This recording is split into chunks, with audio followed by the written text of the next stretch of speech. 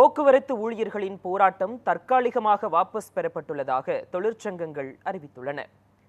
போக்குவரத்து ஊழியர்களின் வேலை நிறுத்த போராட்டத்துக்கு தடை விதிக்க கோரி தாக்கல் செய்யப்பட்ட மனு சென்னை உயர்நீதிமன்ற தலைமை நீதிபதி கங்கா பூர்வாலா, நீதிபதி டி பரத சக்கரவர்த்தி ஆகியோர் முன்பு விசாரணைக்கு வந்தது. அப்போது ஓய்வூதியதாரர்களுக்கான அகவிலைப்படி கோரிக்கையை ஏற்காததால் வேலை நிறுத்தத்தில் ஈடுபட்டுள்ளோம் என்று தொழிற்சங்கங்கள் தரப்பில் வாதிடப்பட்டது.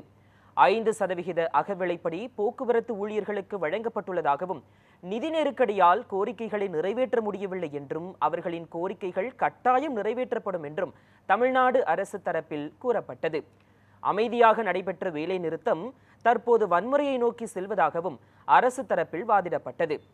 இருதரப்பு வாதங்களை கேட்ட நீதிபதிகள் 92,000 ஊழியர்கள் ஓய்வூதியம் கேட்டு போராடி வருவது குறித்து அரசு கருத்தில் கொள்ளாதது ஏன் என கேள்வி எழுப்பினர்.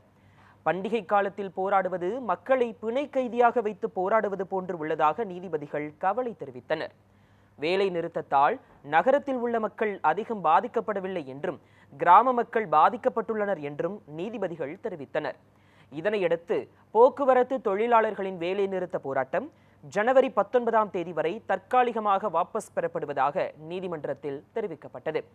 போராட்டத்தில் ஈடுபட்டவர்கள் மீது ஒழுங்கு நடவடிக்கை எடுக்கக்கூடாது என்றும், போராட்டத்தில் ஈடுபட்ட போக்குவரத்து ஊழியர்கள் நாளை பணிக்கு திரும்ப வேண்டும் என்றும் நீதிபதிகள் உத்தரவிட்டனர்.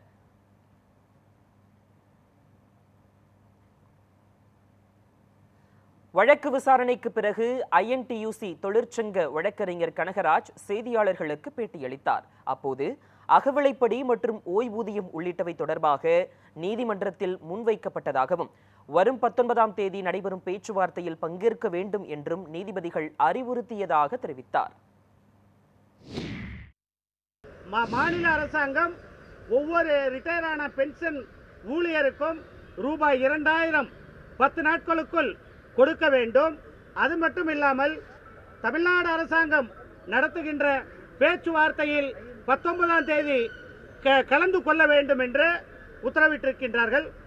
எல்லோரும் உடனடியாக டியூட்டியில் இன்றைக்கோ அல்லது நாளைக்கோ ஜாயின் பண்ண வேண்டும். இதேபோல செய்தியாளர்களிடம் பேசிய அரசு தரப்பு வழக்கறிஞர் முத்துக்குமார், பொதுமக்களின் நலனே முக்கியமானது என நீதிமன்றம் தீர்ப்பளித்துள்ளதாக கூறினார். தமிழக அரசு சார்பில் நாங்கள் இதை கனிவாக கவனித்து வருகிறோம். மேலும் போக்குவரத்து தொழிலாளருக்கு எந்த விதமான அசௌகரியங்களும் ஏற்படக்கூடாது மற்றும் பொதுமக்களுடைய நலனையும் கருத்தில் கொள்ள வேண்டும். அவ்வாறு பொதுமக்களுடைய நலன் மட்டுமே முக்கியமானது. இந்த போக்குவரத்து தொழிலாளருடைய குறைகள் கண்டிப்பாக நிவர்த்தி செய்யப்படும் என்று வாதிடப்பட்டது.